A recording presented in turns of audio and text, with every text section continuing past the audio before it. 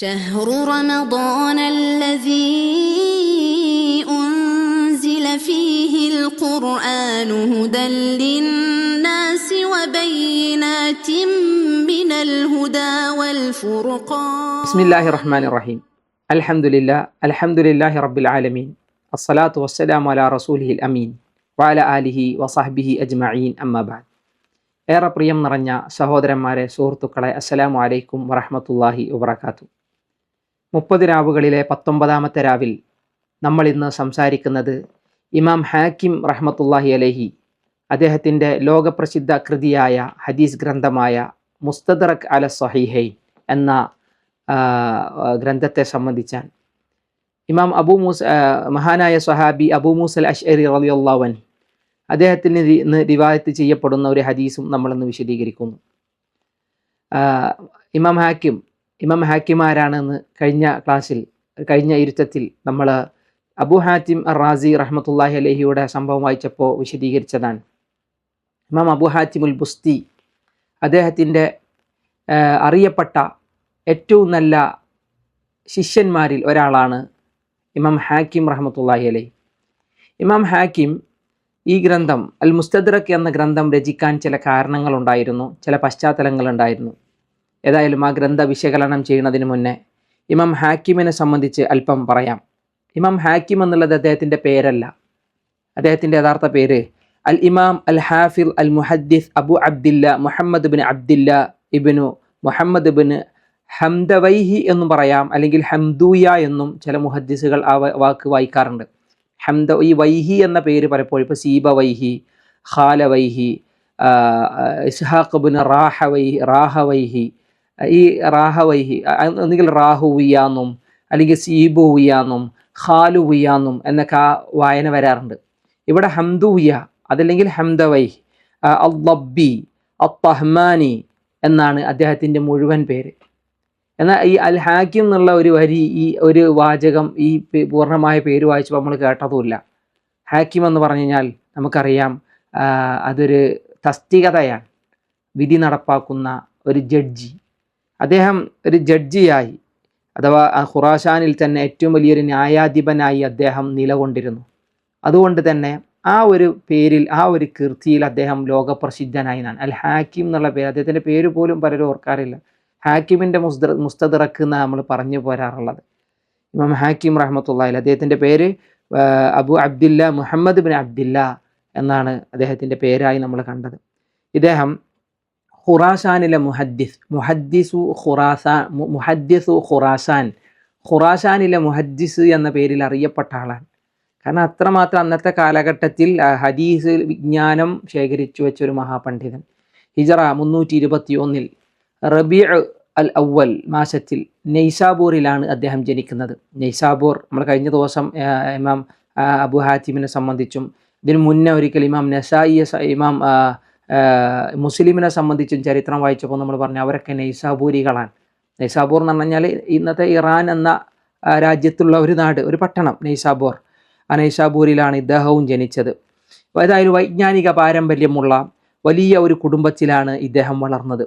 ചെറുപ്പത്തിൽ തന്നെ പിതാവിൻ്റെയും അദ്ദേഹത്തിൻ്റെ ഉമ്മയുടെ സഹോദരനായ അദ്ദേഹത്തിൻ്റെ അമ്മാവിൻ്റെയും കൂടെ അവരുടെയൊക്കെ ശിക്ഷണത്തിൽ ഹദീസ് വിജ്ഞാനത്തിൽ അദ്ദേഹം കാലെടുത്ത് വെക്കുകയാണ്. അറിവ് നുകർന്നു തുടങ്ങിയത് അവരിൽ നിന്നാണ്. പിന്നീട് നാട്ടിലെ തന്നെ മഹാപണ്ഡിതന്മാരിൽ നിന്ന് അദ്ദേഹം അറിവുകൾ സ്വായത്തമാക്കി. പിന്നീട് യാത്രകൾ, മറ്റു മുഹദ്ദിസുകളെ പോലെ തന്നെ ലോകത്തൊരു വലിയ മുഹദ്ദിസാവണമെങ്കിൽ ഒരുപാട് യാത്രകൾ വേണം. കാരണം ഓരോ ഹദീസുകൾ തേടിയുള്ള യാത്രകൾ വലിയ അധ്വാനങ്ങളാണ്.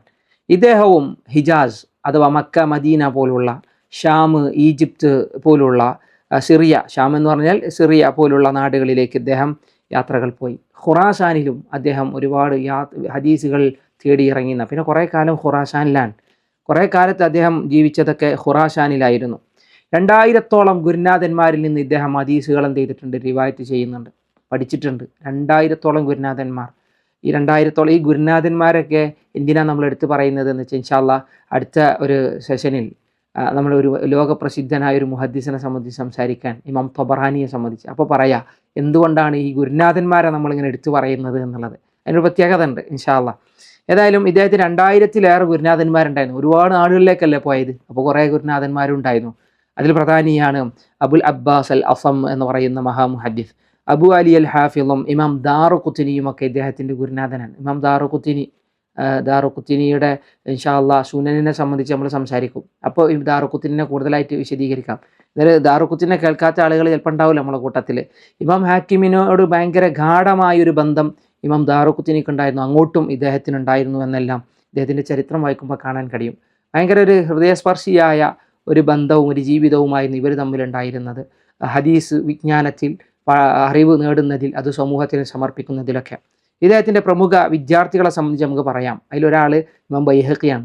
ഇമാം ബൈഹഖിൻ്റെ സുനനെ സംബന്ധിച്ച്, അല്ലെങ്കിൽ ശുഅബുൽ ഈമാൻ എന്ന ഹദീസ് ഗ്രന്ഥത്തെ സംബന്ധിച്ച് നമ്മൾ പറയും. അവിടെ നിൽക്കട്ടെ, ഇമാം ബൈഹഖി ഇദ്ദേഹത്തിൻ്റെ ഹാക്കിമിൻ്റെ ഏറ്റവും പ്രമുഖനായ ശിഷ്യനാണ്. ഇമാം അബൂ ഇസ്ഹാഖ് അൽ അസ്ഫറാനി, അബൂ നുഐം അൽ അസ്ബഹാനി, ഇവരുടെയൊക്കെ ഹദീസ് ഗ്രന്ഥങ്ങളുണ്ട്. ഇൻഷാ അല്ലാഹ് കടന്നു വരാനുണ്ട്, നമുക്ക് വിശദീകരിക്കണം. ഈ ഹുല്യത്തുൽ ഔലിയ എന്ന് പറഞ്ഞ ഗ്രന്ഥം കേട്ടിട്ടുണ്ടാവും, അബൂ നുഐം അൽ അസ്ബഹാനിൻ്റെ. ഏതായാലും ഇൻഷാ അല്ലാഹ് നമുക്ക് പറയാം. ഇതൊക്കെ ഇവരൊക്കെ ഈ മഹാപണ്ഡിതന്മാരൊക്കെ ഈ ഒരു പണ്ഡിതൻ്റെ ശിഷ്യ കണങ്ങളിൽപ്പെട്ടവരാണ്. അതുകൊണ്ട് തന്നെ ഇസ്ലാമിക വിജ്ഞാന ലോകത്ത് ഇദ്ദേഹത്തിനൊരു വലിയ സ്ഥാനം ഇന്നും നിലനിൽക്കുന്നുണ്ട്. ഹദീസ് വിജ്ഞാനത്തിൽ അദ്ദേഹത്തിന് അഗാധമായ അറിവുണ്ടായിരുന്നു എന്ന് നമ്മൾ പറഞ്ഞു. ഇമാം ദഹബി ഒരിക്കലും ഇദ്ദേഹത്തെ സംബന്ധിച്ച് പറഞ്ഞത് സത്യസന്ധനായ ഒരു വലിയ പണ്ഡിതൻ എന്നാണ്. ഇദ്ദേഹത്തിന് ഇമാം ദഹബി കൊടുത്ത പേരതാണ്, അൽ ഇമാമുൽ ഹാഫിൾ അസ്സാദിഖ്. സത്യസന്ധനായ നല്ലൊരു ഇമാമു, നല്ലൊരു നേതാവ്, വലിയൊരു പണ്ഡിതൻ എന്നാണ് അദ്ദേഹത്തിന് ഇമാം ദഹബി റഹ്മത്തുള്ളാഹി അലൈഹി വിശേഷിപ്പിച്ചത്. ഇനി അദ്ദേഹത്തിൻ്റെ ലോകപ്രസിദ്ധമായ വിശ്വപ്രസിദ്ധമായ അൽ മുസ്തദ്റക് എന്ന ഗ്രന്ഥത്തെ സംബന്ധിച്ച് നമുക്ക് പറയാം. ഗ്രന്ഥവിശകലനമാണ് അൽ മുസ്തദ്റക്. എന്ത് ഇസ്തദ്റക യസ്തദിരിക്കു, ഇസ്തിദ്റാഖ് എന്നൊക്കെ പറഞ്ഞു കഴിഞ്ഞാൽ അപൂർണമായതിനെ പൂർത്തിയാക്കാൻ വേണ്ടി ഉപയോഗിക്കുന്ന വാക്കുകളാണ്. അപൂർണമായതെന്ന് പറഞ്ഞാൽ ചിലപ്പോൾ ചിലത് തീർന്നു പോയാലും അതിലേക്ക് ചിലത് ചേർത്ത് വെക്കും, അപ്പോൾ വീണ്ടും കൂട്ടി വെക്കുക. ആ രീതിയിൽ ഈ ഗ്രന്ഥത്തിന് മുഴുവൻ പേര് വായിക്കുമ്പോൾ മനസ്സിലാവും, അൽ മുസ്തദ്റഖു അല സഹീഹൈൻ. 2 സ്വഹീഹുകളുടെ മേൽ ഇദ്ദേഹം വീണ്ടും ചേർത്തു വച്ച സ്വഹീഹായ ഹദീസുകളുടെ ശേഖരം എന്നാണ്. ഇമാം ബുഖാരി ഇമാം മുസ്ലിമും അവരുടെ സ്വഹീഹുകളെയാണ് നമ്മൾ അസ്സഹീഹൈൻ, 2 സ്വഹീഹുകൾ എന്ന് പറയാറുള്ളത്. അവരെ 2 പേരെയും അശ്ശൈഖൈൻ എന്ന് പറയാറുണ്ട്, 2 ഷെയ്ഖുമാർ എന്ന് ഉദ്ദേശിക്കുന്നത് ഇമാം ബുഖാരി ഇമാം മുസ്ലിമാണ്. എന്നാൽ സ്വഹാബത്തിൻ്റെ കൂട്ടത്തിൽ അശ്ശൈഖാൻ എന്ന് പറഞ്ഞു കഴിഞ്ഞാൽ അതാരാണ്? അത് അബൂബക്കറും ഉമറും റളിയല്ലാഹു അൻഹുമ. അവരെ സംബന്ധിച്ചാണ് തഹ ഹുസൈനൊക്കെ ഒരു നോവൽ എഴുതിയത് കാണാം ആ ഒരു വിഷയത്തിൽ. പോട്ടെ, അത് വേറെ വിഷയം, നമ്മൾ അങ്ങോട്ട് കിടക്കുന്നില്ല. ഏതായാലും സ്വഹീഹൈനിയിൽ മുസ്തദ്റക് ചെയ്ത ആൾ, അഥവാ ഇമാം ബുഖാരിയും ഇമാം മുസ്ലിമും റിവായത്ത് ചെയ്ത ഹദീസുകൾക്കപ്പുറത്ത് ചില സ്വഹീഹായ ഹദീസുകളുണ്ട്, സ്വഹീഹുകളുണ്ട്. കാരണം എന്താ വെച്ച് കഴിഞ്ഞാൽ ഈ ഗ്രന്ഥം രചിക്കാനുള്ള കാരണം അതാണ്. ചില ആൾക്കാർ പറഞ്ഞു ഇമാം ബുഖാരിയും ഇമാം മുസ്ലിമും റിവായത്ത് ചെയ്യാത്ത ഹദീസുകളൊന്നും സ്വഹീഹല്ല എന്നുള്ളൊരു പുതിയ വാദം പിൽക്കാലത്ത് കടന്നു വന്നിരുന്നു. അല്ലെ, പലപ്പോഴും ഓരോ പുത്തൻ വാദങ്ങൾ ഇങ്ങനെയാണ് കടന്നു വരിക. അന്നത്തെ ഒരു പുത്തൻ വാദം എന്ന് പറഞ്ഞാൽ സ്വഹീൽ ബുഖാരി സ്വഹീൽ മുസ്ലിം റിവായത്ത് ചെയ്യാത്ത ഹദീസുകളൊന്നും സ്വഹീഹല്ല എന്ന് പറഞ്ഞൊരു വാദം. ആ വാദത്തെ ഗണ്ണിക്കുവാനും മാത്രമല്ല, ഇമാം ബുഖാരിയും ഇമാം മുസ്ലിമും ഹദീസുകൾ ക്രോഡീകരിക്കാൻ വെച്ച നിബന്ധനകളെ, അഥവാ അവർ ഒരു പരമ്പരക്ക് വെച്ച ചില കണിശമായ ചില തീരുമാനങ്ങളുണ്ട്, ചില നിയമങ്ങളുണ്ട്. ആ നിയമങ്ങൾ പാലിക്കുന്ന, ആ നിയമങ്ങൾക്കനുസൃതമായി വരുന്ന പരമ്പരകളുണ്ടോ, ആ പരമ്പരയിൽ ഉള്ള ഹദീസുകളെ ഇമാം ബുഖാരി ഇമാം മുസ്ലിമും റിവായത്ത് ചിലപ്പോൾ ചെയ്തിട്ടുണ്ടാവില്ല.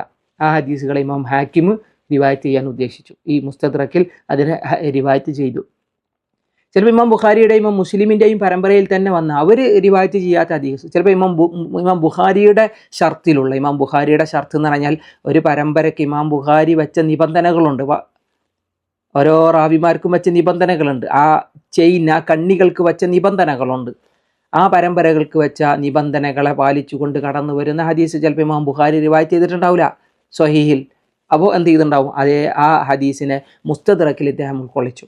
ഇനി അത് കഴിഞ്ഞ് കഴിഞ്ഞാൽ ഇമാം മുസ്ലിമിൻ്റെ പരമ്പരകൾ, അല ഷർത്തി മുസ്ലിം, സഹീഹ് മുസ്ലിമിൽ ഇമാം മുസ്ലിം കൊണ്ടുവന്ന പരമ്പരകൾക്ക് അദ്ദേഹം നിഷ്കർഷിച്ച ചില നിബന്ധനകളുണ്ട്. ആ നിബന്ധനകൾ പാലിക്കപ്പെട്ട ഹദീസുകൾ ഇമാം മുസ്ലിം റിവായത്ത് ചെയ്തില്ലെങ്കിലും ചിലപ്പോൾ എന്ത് ചെയ്യും, അതിനെ ഇമാം ഹാക്കിം അദ്ദേഹത്തിൻ്റെ മുസ്തദ്റക്കിൽ കൊണ്ടുവന്നതായി കാണാൻ കഴിയും. ഇവർ 2 പേര് ഉദ്ധരിച്ചതുകൊണ്ട് ഓരോരുത്തർ ചെയ്തതുകൊണ്ട് എന്നർത്ഥം. ഇനി ചെറിയ മാറ്റം, അല്ലെ, ഏതെങ്കിലും ഇവർ പറഞ്ഞ റാവിമാരിൽ തന്നെ മറ്റു പരമ്പരകളിലൂടെ, ഇതല്ലാതെ മറ്റു പരമ്പരകളിലൂടെ സ്വഹീഹായ രൂപത്തിൽ ഇവരുദ്ധരിച്ച ഹദീസുകൾ ഉണ്ടെങ്കിൽ അതും എന്ത് ചെയ്യും, ഇദ്ദേഹത്തിൻ്റെ മുസ്തദറക്കിൽ ഉൾക്കൊള്ളിച്ചിട്ടുണ്ടെന്നാണ്. അങ്ങനെ അതാണ് ഈ മുസ്തദറക്ക് എന്ന് പറഞ്ഞ ഗ്രന്ഥത്തിൻ്റെ ഒരു പ്രത്യേകത. മുസ്തദറക്ക് എന്ന ഗ്രന്ഥം അതിലേകദേശം ആവർത്തനമടക്കം 9000-ഓളം ഹദീസുകൾ എന്ത് ചെയ്തിട്ടുണ്ട്, ഇതിൽ കടന്നു വന്നിട്ടുണ്ടെന്നാണ്. 9000-ഓളം 8000 ചില്ലാൻ ഹദീസുകളുണ്ട് എന്നാണ് അതിൽ പറയുന്നത്. അതിൽ ഭൂരിഭാഗവും ഇമാം ബുഖാരി ഇമാം മുസ്ലിമും ഒക്കെ എന്ത് ചെയ്തതാണ്, അവരുടെ നിബന്ധനകൾക്കനുസരിച്ചുള്ള ഒരു സനദിന് വെച്ച നിബന്ധനകൾ പാലിച്ചുകൊണ്ടുള്ള തരത്തിലുള്ള റിവായത്തുകളാണ് ഇദ്ദേഹം കൊണ്ടുവന്നതെന്നാണ്. ഹദീസ് ഗ്രന്ഥങ്ങളിൽ വളരെ പ്രധാനപ്പെട്ട ഒരു സ്ഥാനമാണ് ഇമാം ഹാക്കിമിൻ്റെ മുസ്തദ്റക്കിനുള്ളത്. എന്നാൽ ഇമാം ബുഖാരിൻ്റെ സ്വഹീഹിനെ പോലെയോ ഇമാം മുസ്ലിമിൻ്റെ സ്വഹീഹിനെ പോലെയോ കണിശമായ നിബന്ധനകളൊന്നും ഇമാം ഹാക്കിം എന്ത് ചെയ്തിട്ടില്ല, പാലിച്ചിട്ടില്ല. ഇമാം ഹാക്കിമിൻ്റെ ഈ ഹദീസിൽ തന്നെ ഗ്രന്ഥത്തിൽ തന്നെ 9000-ഓളം ഹദീസുകൾ എന്ന് പറഞ്ഞില്ലേ, അതിൽ ഇമാം ഹാക്കിം പറയുന്നത് അത് പലതും എന്താണ് ഇമാം മുസ്ലിമിൻ്റെയും അല്ലെങ്കിൽ ഇമാം ബുഖാരിയുടെയും ഒക്കെ ഷർത്തിന് അനുസരിച്ചുള്ളതാണ്, പരമ്പരയുടെ നിയമത്തിനനുസരിച്ചുള്ളതാന്ന് പറഞ്ഞു. പക്ഷേ ഈ ഗ്രന്ഥം പൂർത്തിയാക്കി അതിനത് പരിശോധന പൂർത്തിയാക്കാൻ സാധിച്ചിട്ടില്ല. 1/4 ഭാഗമാണ് ഗ്രന്ഥം ക്രോഡീകരിച്ചതിന് ശേഷം ഒരു പരിശോധന കൃത്യമായി നിർവഹിക്കാൻ അഥവാ തൻഖീഹ് ചെയ്യാൻ, ഈ ഗ്രന്ഥത്തെ കൂടുതൽ നന്നാക്കാൻ അദ്ദേഹത്തിന് 4% മാത്രമേ സാധിച്ചിട്ടുള്ളൂ. ബാക്കി 3% എന്താണ് ക്രോഡീകരിക്കപ്പെട്ടു, പക്ഷെ അതിലുള്ളൊരു പരിശോധന നടന്നിട്ടുണ്ടായിരുന്നില്ല.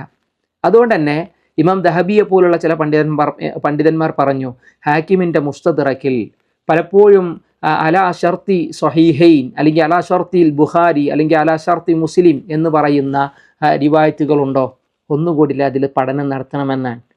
കാരണം ഇമാം ദഹബി അതിൽ പഠനം നടത്തിയിട്ട് പലതും ആ പറഞ്ഞതുപോലെയല്ല, അതേ ഷർത്തല്ല, ആ ഷർത്തിലെ നിബന്ധനകൾ മുഴുവൻ പാലിക്കപ്പെട്ടിട്ടില്ല എന്നുള്ള ഒരു വിമർശനം പിൽക്കാലത്ത് ഇമാം ദഹബിയെ പോലുള്ള പണ്ഡിതന്മാരിൽ നിന്ന് വളരെ ആ ഗ്രന്ഥത്തെ സസൂക്ഷ്മം പഠിച്ച് എന്ത് ചെയ്തു, അതിലൊരു ഗവേഷണം നടത്തിയപ്പോൾ അവർ പറഞ്ഞതായി കാണാൻ കഴിയും.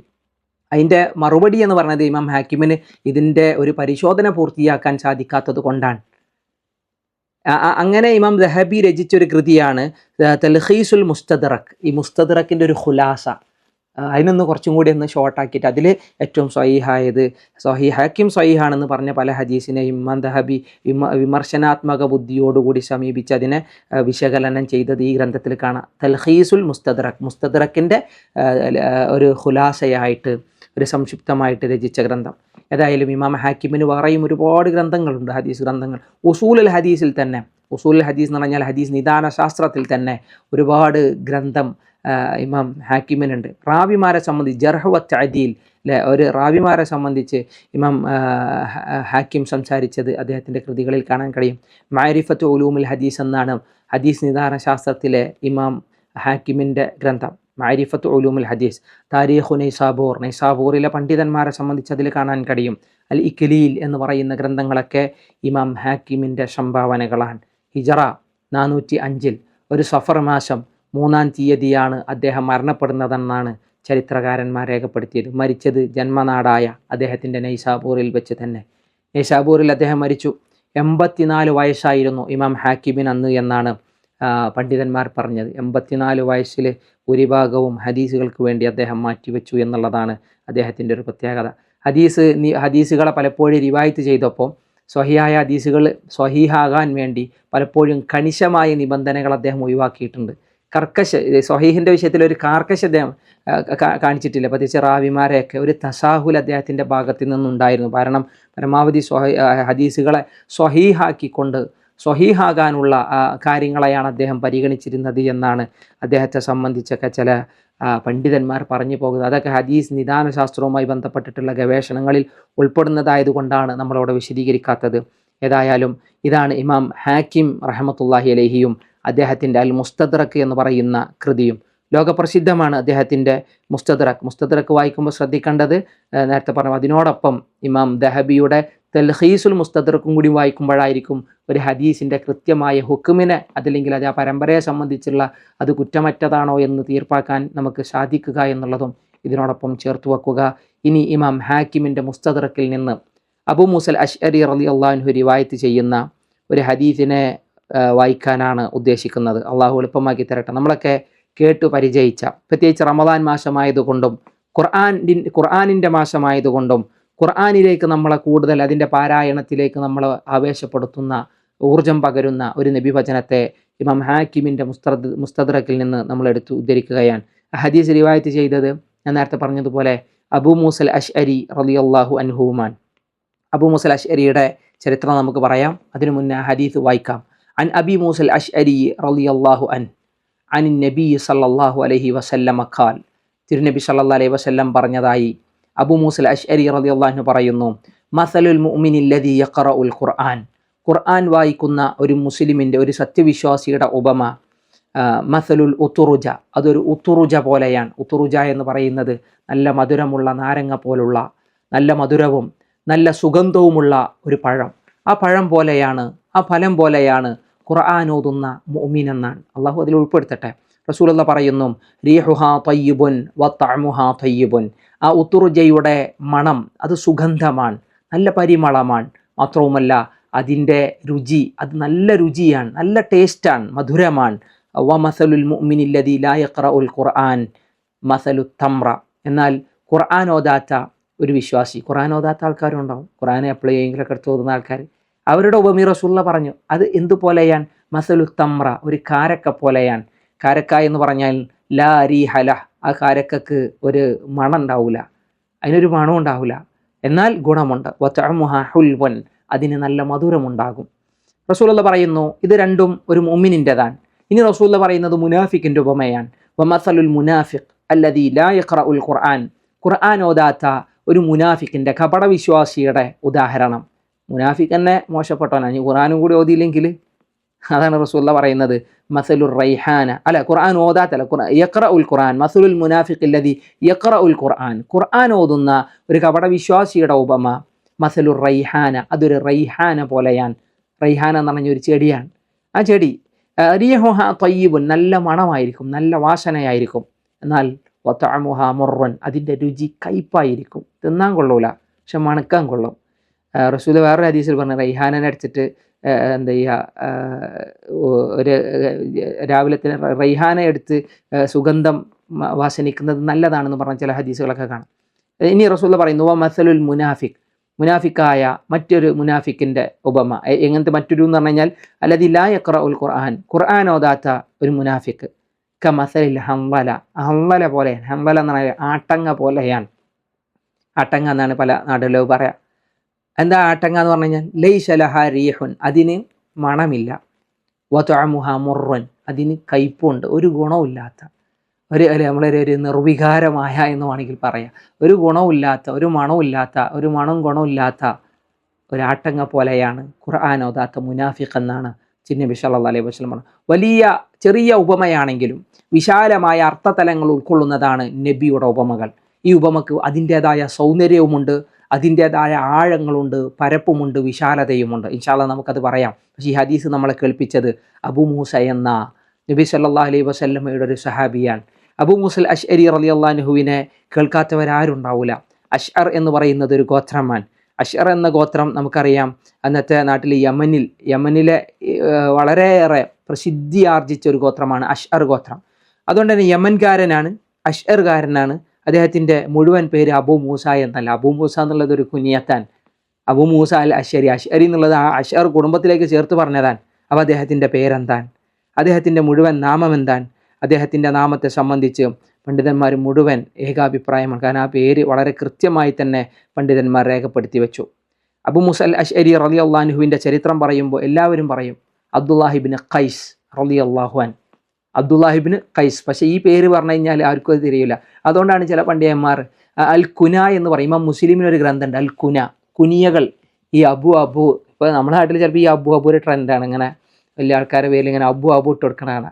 അബു മുഹമ്മദ് നേരിക്കുള്ള പേര് പറയൂല, കാരണം അത് ചിലപ്പോൾ എന്തെങ്കിലും ദുരുദ്ദേശം ഉണ്ടാവും. പക്ഷേ നേരിക്കുള്ള പേരുകൾ അറിയണം ലോകത്ത്.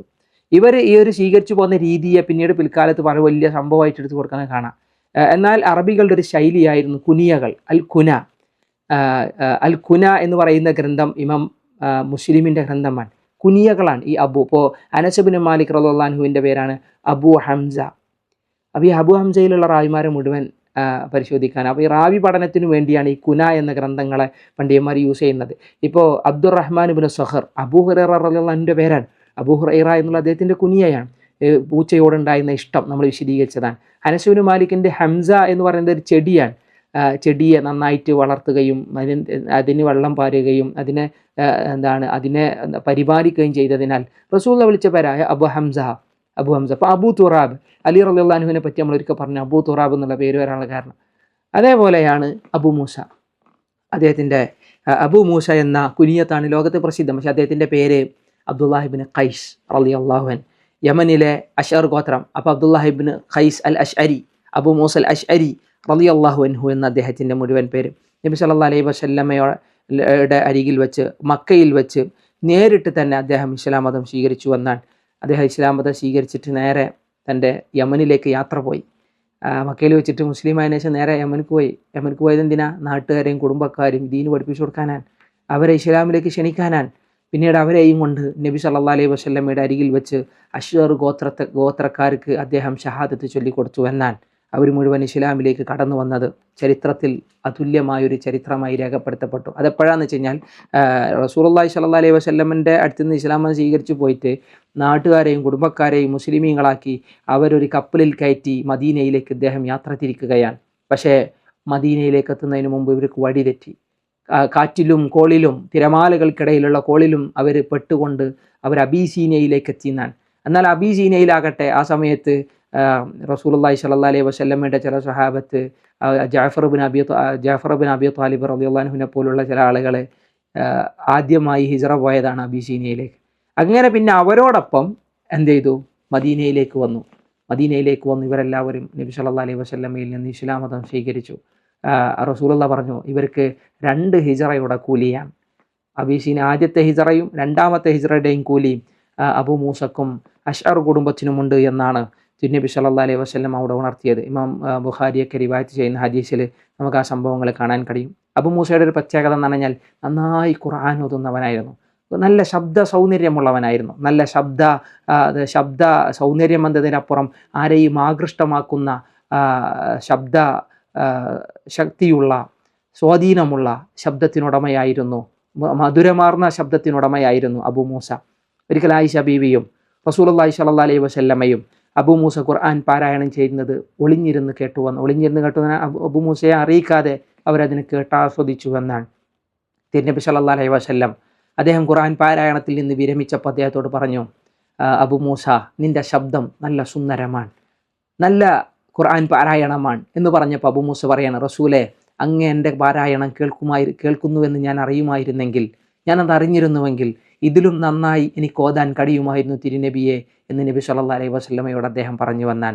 അദ്ദേഹത്തെ സംബന്ധിച്ച് ഒരിക്കൽ റസൂലുള്ളാഹി പറഞ്ഞു, അബൂ മൂസ അശ്അരിക്ക് നല്ല ശബ്ദം കിട്ടി. ഏതുപോലെ ദാവൂദ് അലൈഹി സ്വലാത്തു വസ്സലാമയുടെ കുടുംബത്തിനും അള്ളാഹു നൽകിയ മിസ്മാറിനെ പോലുള്ള ഹാർമോണിയം പോലുള്ള ശബ്ദ സൗന്ദര്യം, ശബ്ദ വീജിയുടെ ആ ഒരു മാധുര്യം അത് അബൂ മൂസയുടെ ശബ്ദത്തിനുണ്ട് എന്ന് തിരുനബി സല്ലല്ലാഹു അലൈഹി വസല്ലം പറഞ്ഞതായി നമുക്ക് കാണാൻ കഴിയും. ദാവൂദ് നബി അലൈഹി സ്വലാത്തു വസ്സലാം തസ്ബീഹുകൾ പറയുമ്പോൾ പർവ്വതങ്ങളും ഔബിബിയൽ ജിബാലു വത്തൈർ, വിശുദ്ധ ഖുർആനിലെ ആയത്താണ്, സൂറത്ത് സബയിൽ നമുക്കത് കാണാൻ കഴിയും.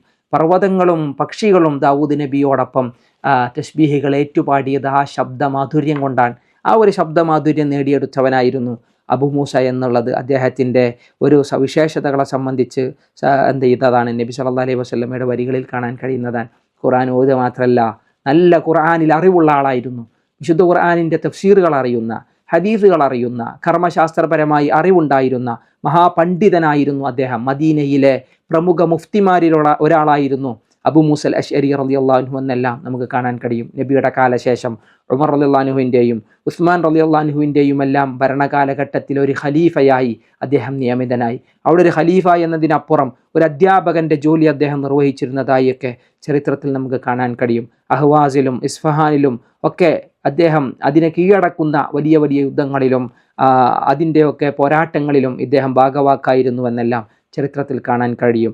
ഖൈബർ യുദ്ധത്തിലും പിന്നീട് പേർഷ്യൻ സാമ്രാജ്യത്തിനെതിരെയുള്ള യുദ്ധങ്ങളിലുമൊക്കെ ഇദ്ദേഹം ഉണ്ടായിരുന്നു എന്നുള്ളതെല്ലാം അദ്ദേഹത്തിൻ്റെ യുദ്ധപാടവങ്ങളെ സംബന്ധിച്ചും നമ്മളെ ഓർമ്മിപ്പിക്കുന്നതാണ്. ഒരു അലസതയോ ഒരു മടിയോ ഇല്ല. അറിവിൻ്റെ വിഷയത്തിൽ ചാടിയിറങ്ങിയവൻ, നബി സല്ലല്ലാഹു അലൈഹി വസല്ലമയോടൊപ്പം ധർമ്മസമരങ്ങൾക്ക് മടിയില്ലാതെ കൂടെ കൂടിയവൻ, ഇസ്ലാമിൻ്റെ വ്യാപനത്തിന് വേണ്ടി ഒരുപാട് പരിശ്രമിച്ചവൻ. നബി സല്ലല്ലാഹു അലൈഹി വസല്ലമയുടെ കാലശേഷം മുസ്ലിം ഉമ്മത്തിൽ വരുന്ന പല ഫിത്നകളിലും മധ്യസ്ഥത വഹിക്കാൻ, പലപ്പോഴും മുസ്ലിമീങ്ങൾ തമ്മിൽ രക്തം ചൊരിയാതിരിക്കാനുള്ള ശ്രമം നടത്തിയവരിൽ അബൂ മൂസ അശ്അരി റളിയല്ലാഹു അൻഹുവിനെ കാണാൻ കഴിയും. അലി റളിയല്ലാഹു അൻഹുവും മുആവിയ റളിയല്ലാഹു അൻഹു തമ്മിലുണ്ടായിരുന്ന സ്വാരസ്യങ്ങൾ, ആ രാഷ്ട്രീയപരമായ ചില പ്രശ്നങ്ങൾ, അതിൽ തീർപ്പ് കൽപ്പിക്കാൻ മധ്യസ്ഥന്മാരെ അലി റളിയല്ലാഹു അൻഹു നിയോഗിച്ചപ്പോൾ അതിലൊരാൾ അബൂ മൂസ അശ്അരി റളിയല്ലാഹു അൻഹു ആയിരുന്നു എന്നുള്ളത് അദ്ദേഹത്തിൻ്റെ സ്ഥാനത്തെയും അദ്ദേഹത്തിൻ്റെ പാണ്ഡിത്യത്തെയും അദ്ദേഹത്തിൻ്റെ വിനയത്തെയും പക്ഷപാതിത്വമില്ലായ്മയെയും ഒക്കെ ഓർമ്മിപ്പിക്കുന്ന ഒരു ചരിത്രമായി നമുക്ക് വായിക്കാൻ കഴിയും. ഹിജറ 42-ൻ്റെയും 52-ൻ്റെയും ഇടയിലുള്ള കാലഘട്ടത്തിലാണ് അദ്ദേഹം മരിച്ചത്. കാരണം ഓരോരുത്തരും ഓരോ അഭിപ്രായം പറഞ്ഞതുകൊണ്ടാണ്. 42 പറഞ്ഞവരുണ്ട്, 44 പറഞ്ഞവരുണ്ട്, 48 പറഞ്ഞവരുണ്ട്. 52-ലാണ് മരിച്ചു എന്ന് പറഞ്ഞ് രേഖപ്പെടുത്തിയ ചരിത്രകാരന്മാരൊക്കെ കാണാൻ കഴിയും. ഏതായാലും അദ്ദേഹം അന്ത്യവിശ്രമം കൊള്ളുന്നത് ഇറാഖിലെ കൂഫയിലാണ്. കൂഫയിൽ അദ്ദേഹം മറമാടപ്പെട്ടു എന്ന് പറയുമ്പോൾ അദ്ദേഹം ലോകത്തിന് സമർപ്പിച്ചത് ഒരുപാട് ഹദീസുകളാണ്. ഇപ്പോൾ നമ്മളിന്ന് വായിച്ച ഇമാം ഹാക്കിമിൻ്റെ ഈ ഒരു മുസ്തദ്റക്കിൽ തന്നെ ധാരാളം ഹദീസുകൾ മഹാനായ അബൂ മൂസ അശ്അരി റളിയല്ലാഹു അൻഹുവിൻ്റേതായിട്ടുണ്ട്. അബൂ മൂസ അശ്അരി റളിയല്ലാഹു, ഇപ്പോൾ ബറാ ഇബ്നു ആസിബ്, അബൂ മൂസ അശ്അരി, ഇവരൊക്കെ കുറേ ഹദീസുകൾ റിവായത്ത് ചെയ്ത ആളുകളാണ്. നമ്മൾ ഇതുവരെ പറഞ്ഞു പോകുന്നവരിൽ ഇപ്പോൾ 300-ന് അപ്പുറത്തേക്ക്, 300-ന് ഇപ്പുറത്തേക്ക് 300 ചില്ലാൻ ഹദീസുകളിലെ ആളാണ് അബൂ മൂസ അശ്അരി. പിന്നെ അത് കഴിഞ്ഞ് കഴിഞ്ഞാലുള്ള സ്ഥാനം ബറാ ഇബ്നു ആസിബിനാണ്. ഏതായാലും ഇൻഷാ അല്ലാഹ് ഞാനതവിടെ സൂചിപ്പിച്ചു എന്ന് മാത്രം. ഒരുപാട് ഹദീസുകൾ ഇദ്ദേഹം റിവായത്ത് ചെയ്തു. ഇപ്പോൾ ഇത് മാത്രമല്ല, ഈ ഉത്തുറജയുടെ ഹദീസുകൾ മാത്രമല്ല, വേറെയും ഹദീസുകൾ ഇദ്ദേഹം എന്ത് ചെയ്തിട്ടുണ്ട്, റിവായത്ത് ചെയ്തു. പല ഗ്രന്ഥങ്ങളിൽ റിവായത്ത് ചെയ്തതുണ്ട്. മുസ്തദ്റക്കിൽ തന്നെ കുറേ കാണാം. ഇപ്പോൾ നമുക്കൊക്കെ അറിയുന്ന ഒരു ഹദീസാണ്, ഒരു സത്യവിശ്വാസി അള്ളാഹുവിലേക്ക് കൈ ഉയർത്തി പ്രാർത്ഥിച്ചാൽ ആ കയ്യിലൊന്നും കൊടുക്കാതെ അള്ളാഹു ആ കയ്യിനെ വെറുതെ വിടാൻ മടിക്കുന്നവനാണ്, ലജ്ജിക്കുന്നവനാണെന്ന് പറഞ്ഞ ഹദീസ്. അത് അബൂ മൂസ അശ്അരി റളിയല്ലാഹു അൻഹുവിൻ്റെ ഹദീസാണ്. അതുപോലെ തന്നെ സ്വർഗ്ഗത്തിലെ കൊട്ടാരങ്ങളെ സംബന്ധിച്ച് പറയുന്ന ഹദീസുകളുണ്ട്. അത് അബൂ മൂസ അശ്അരി റളിയല്ലാഹു അൻഹുവിൻ്റെ ഹദീസുകളാണ്. ഏതായാലും നിസ്കാരത്തിൻ്റെ പ്രാധാന്യങ്ങളൊക്കെ സൂചിപ്പിക്കുന്ന ഹദീസുകൾ അബൂ മൂസയുടേതായി മുസ്തദ്റക്കിൽ തന്നെ നമുക്ക് ധാരാളം വായിച്ചെടുക്കാൻ കഴിയും. മുസ്തദ്റക്കിൽ മാത്രമല്ല, സ്വഹീഹുൽ ബുഖാരി, സ്വഹീഹ് മുസ്ലിം, കുതുബുസ്സുന്നകളിൽ മുഴുവൻ ഇദ്ദേഹത്തിൻ്റെ ഹദീസുകൾ നിറഞ്ഞു നിൽക്കുന്നത് ലോകത്തിന് അദ്ദേഹം ബാക്കി വെച്ച അദ്ദേഹത്തിൻ്റെ ഏറ്റവും വലിയ അധ്വാനങ്ങളാണ് എന്നാണ്. നമ്മൾ നേരത്തെ പറഞ്ഞ ഹദീസിലേക്ക് തിരിച്ചു വരാം. ഉത്തുറുജ പോലെയാകാൻ നമ്മൾ പരിശ്രമിക്കുക. ഉത്തുറുജ എന്ന് പറഞ്ഞു കഴിഞ്ഞാൽ നല്ല മണവുമുണ്ട്, നല്ല രുചിയുമുണ്ട്. അങ്ങനത്തെ ഒരു നാരങ്ങ പോലുള്ള ഒരു നല്ല ഫലം. ഖുർആൻ ഓതുന്ന മുഅ്മിൻ അങ്ങനെയാണ്.